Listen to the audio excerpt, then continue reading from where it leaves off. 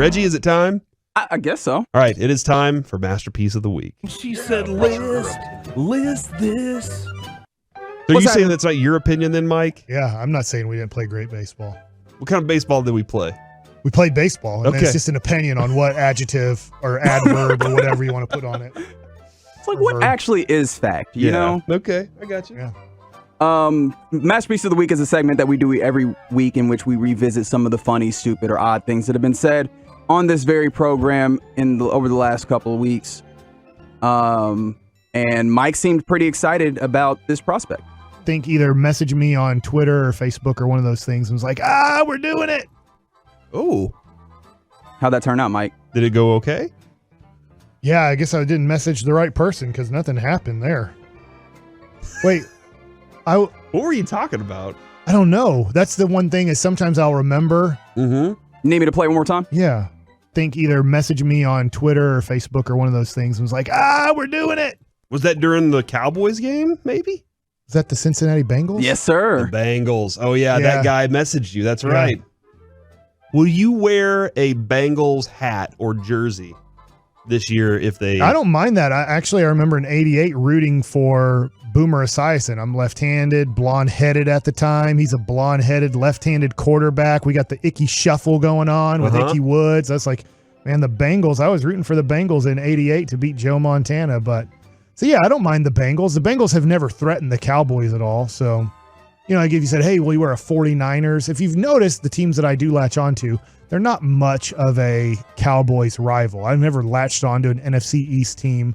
I don't latch on to the Packers or 49ers. So the 49ers haven't been a rival in years, but they were. But in then, my life, yeah. Gotcha. You get through the 80s, and I wasn't a fan in the 80s. Like it was about 85 when I became relevant as a Cowboy fan and a sports fan but I heard from my uncles, you know, and my dad about how the 49ers kind of took it away from us, right? About 81, the Montana to Clark is like, all right, that's right. The torch has been passed. The Cowboys are now not the conference team that everybody looks at. It's now the 49ers as the team you got to deal with. Gotcha. Corey, Mike said that he was blonde at that point, right? Mm-hmm. And I'm just look, I'm not trying to be mean. This is going to be mean, and I apologize.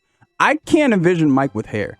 All right, so he posted a picture recently of him in high school wearing, was it a polo or did you have a button-down shirt? Oh, it was a button-down at 9th grade. And it was like for the high school I was on JV for basketball, so it was when I was 15 years old. He had his hair parted, you know, on one side. So that's the only reason I could see it, too, because ever since I've known Mike, he has had no hair. And even when we made that Unfortunately, 24 years old is when it happened for me. And speaking of hair, Corey was talking about it. Where's the gray? How can he be that old and not be gray? Huh. It's true. Tom Brady doesn't have any gray hairs. We don't see him having gray hairs, but he probably has. Do you think he uses that? Is it Nugenics? What is a wildly named product, by the way? Can we talk about that for a moment? Nugenics? What do you mean? I mean, what is the word that sounds similar to? Neutrogena. I don't know. I don't know. Right, that eugenics. Have you heard of that? No. What is that? Oh, is it the blue pill stuff? Never mind. Let's not go there. What is eugenics? Okay. Anyway, I don't want you to have to Google that in the middle of. Do you think Tom Brady uses the hair shampoo that just naturally gets it to the whatever color you want, or do you think that he dyes? His name should be Thomas Just for Men Brady. I'll throw my wife under the bus right now. We need to get science and analytics on this. She uses a shampoo that kind of gives her whatever color she wants. Why so would she you doesn't do have to that dye to it that her? often. Yeah. Your wife? Yeah. She started to get some gray up in the... Y'all supposed to be on the same team. You're not supposed to be putting her business out like that. She's fine, though. I wonder what the common age is that your hair turns gray. I don't know. I noticed mine at like maybe 31 or 32 it started. But I haven't gone completely gray, but there's plenty of gray on me. Yeah, I got what? All over. It's gray everywhere, man. Yeah, there's one way to find out if Tom Brady has gray hair. They did it in Ted 2 when they broke into his house and pulled back his comforter. All right, so I'm going to go ahead and move along. I feel like Corey has the same sentiment for his wife that Mickey Spagnola did for you guys. Try to stay hot, okay? Mickey Spagnola. That might win for me this week. I like that one. Mickey. Mickey's been great. You've liked having him on? Yeah. He's been really fun this year, and I like it. I've enjoyed it, man. I like the Cowboys winning. Yeah, that's a lot better. That is a lot better. He's happier while they're winning. But on top of that, he's throwing jokes out there like that one. I liked it. All right.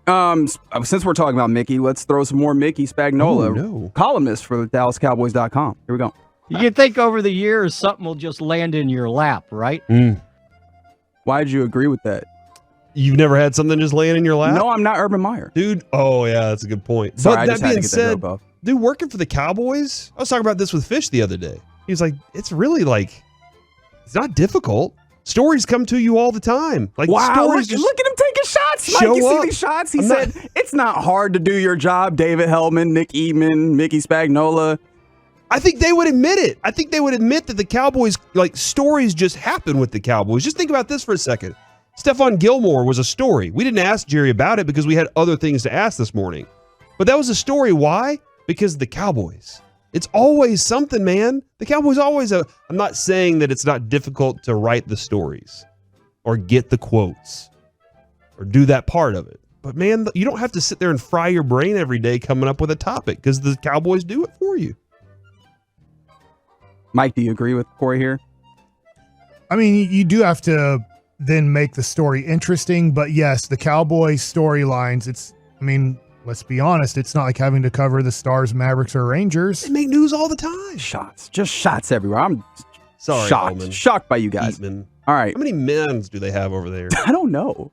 You need to do a scientific study. That's your homework this weekend. Mike said this. He just kind of sits on his butt. And like, I fell down. Nobody touched me. What are you talking about there, Mike?